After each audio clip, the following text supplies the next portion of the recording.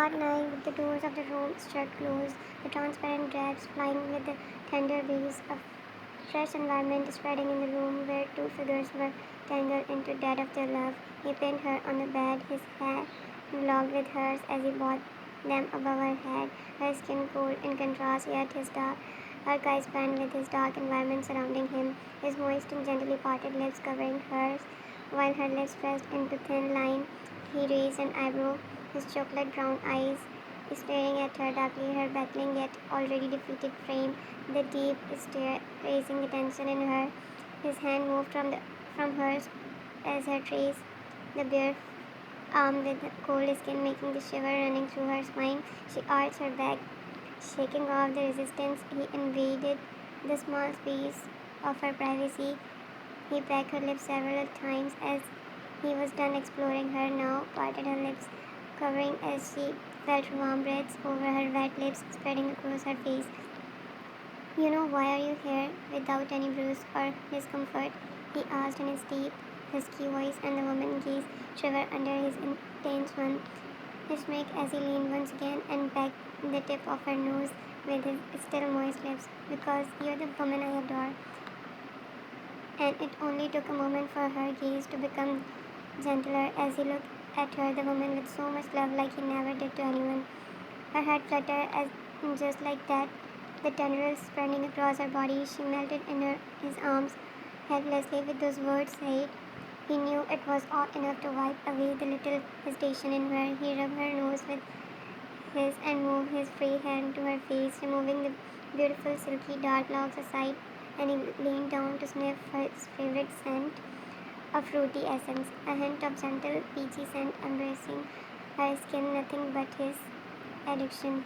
His plump lips sweetly pressed on her with the lowest pressure he could afford, making the girl suck in a deep breath as she shivered under him.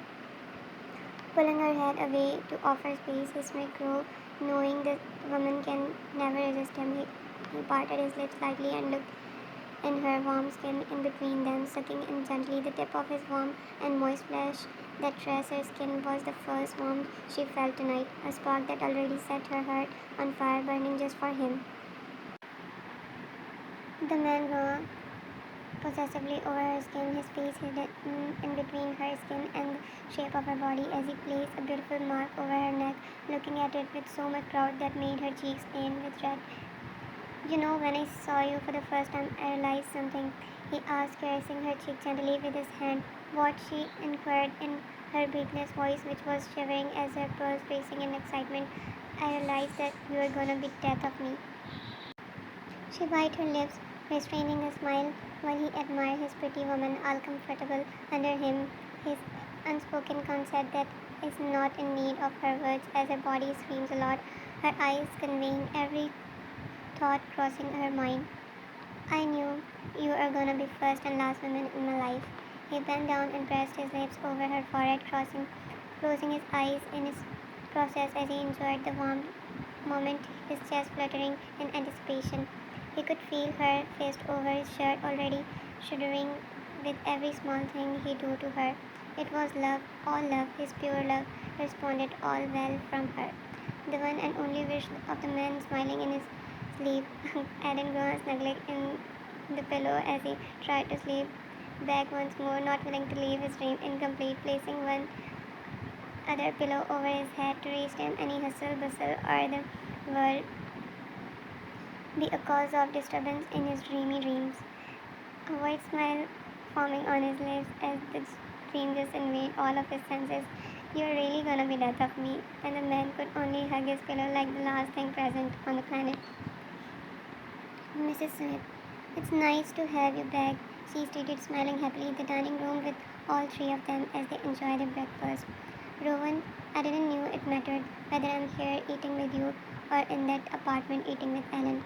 Mr. Smith raised his eyebrow while the woman stared at his son intensely. Mrs. Smith, are you comparing us to her? Her whose origins are still unknown? Rowan felt his body stop moving. He couldn't take one more bite after hearing such a thing. He looked up at his mother blankly. Rowan, it's all about what we wake up thinking. For me, Ellen has always been my first priority.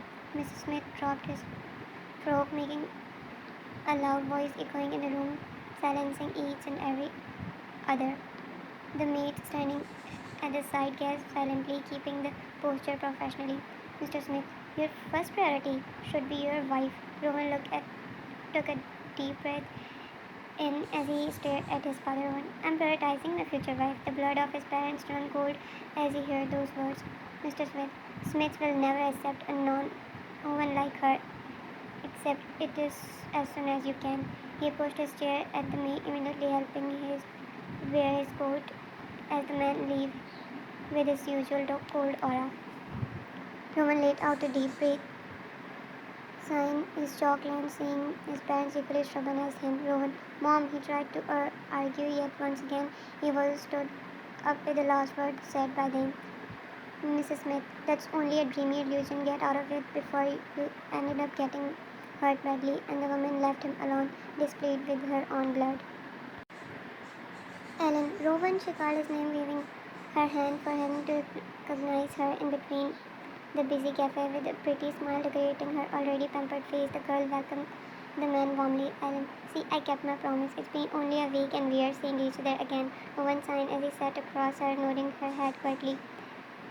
Ellen, do you still remember this cafe? We used to come here after classes in our high school years. Rowan nodded his head as he looked around. Rowan, nothing has changed here except you. Her eyes, which were admiring the place, turned towards the man as her lips shrinking her smile slowly. Ellen, me? Her voice not as careful as it used to be as the man suddenly accused her.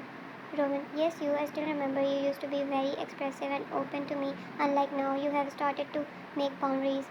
She blinked gently at the man, his not so happy tone indicating an unpleasant incident. Ellen, what happened? Did you gotten into an argument with your parents again? She asked softly, trying to make the man comfortable. Rowan, I keep wondering why do I love you so much? I keep wanting you in my life. Maybe this is the reason why people sat on him as he peered into her eyes. Rowan, you understand me like no one, Ellen. You can see through me even when my parents fail to do so. His eyes filled with tenderness as he was deeply touched by the girl once again. Rowan, be mine. I wanna return each and every feeling to you. Her heart fluttered, her lips parted at the unexpected proposal as the man continued making her heart pounding hard. Rowan, I will accept you with all of your flaws and past. He moved his hand, holding her in the process, which was resting on the table. Rowan, you will never feel left out with me. She looked down on their palms tangled with one another before she could look up into his eyes once more. Ellen, I can't. Her voice turned lower as she pulled her hands away. Rowan, why? His eyes turned ignited as he stared at the girl stubbornly.